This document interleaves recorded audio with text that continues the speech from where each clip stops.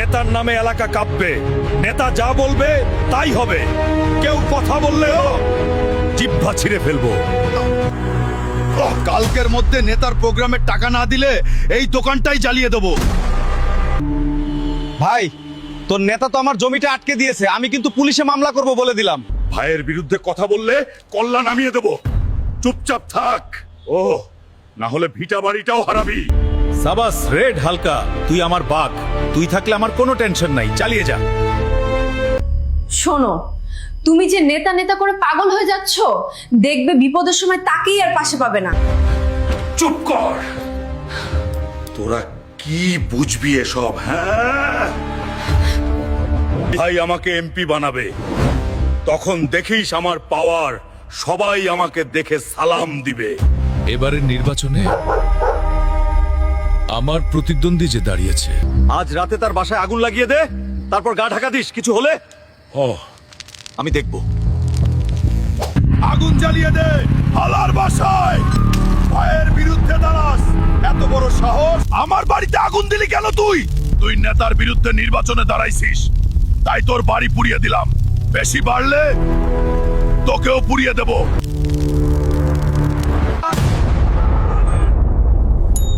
গতকাল রাতে এবারের নির্বাচনে জনাব রফিকের প্রতিদ্বন্দ্বী রহিমের বাসায় আগুন লাগানো হয়েছে এবং ভিডিও ভাইরাল হওয়ায় সন্ত্রাসী রেড হালকাকে স্পষ্ট দেখা যাচ্ছে। ঘটনাটি নিয়ে দেশ জুড়ে তোলপাড়। ভাই, পুলিশ ঘেরাও দিছে, কিছু একটা করেন, আমাকে বাঁচান ভাই। চিন্তা করিস না, ধরা দে।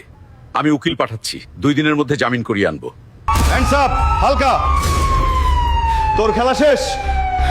চারপাশে ঘিরে ফেলেছি। আমাকে ধরে লাভ নাই রে, 2 দিনের বেশি আটকে রাখতে পারবি না। 3 দিন হয়ে গেল, নেতা তো আসলো না, উকিলও তো পাঠালো না। স্যার, রেড হালকা কি আপনাদের দলের লোক? না, একজন সন্ত্রাসী কিভাবে আমার দলের লোক হয়? তবে সে যেই দলেরই হোক না কেন, এটার কঠিন বিচার নিশ্চিত করব যদি জনগণ ভোটে আমাকে নির্বাচিত করে। নেতা আমাকে চেনে না? যেই নেতার জন্য আজ আমি এইখানে, সেই নেতাই আমাকে অস্বীকার করলো। টিস্যু পেপারের মতো ব্যবহার করলো। কাজ শেষ, তাই আমাকে ডাস্টবিনে ফেলে দিল। নেতার কথায় আমি বাঘ সেজেছিলাম, আজ বুঝতেছি আমি ছিলাম শুধু বলির পাঠা।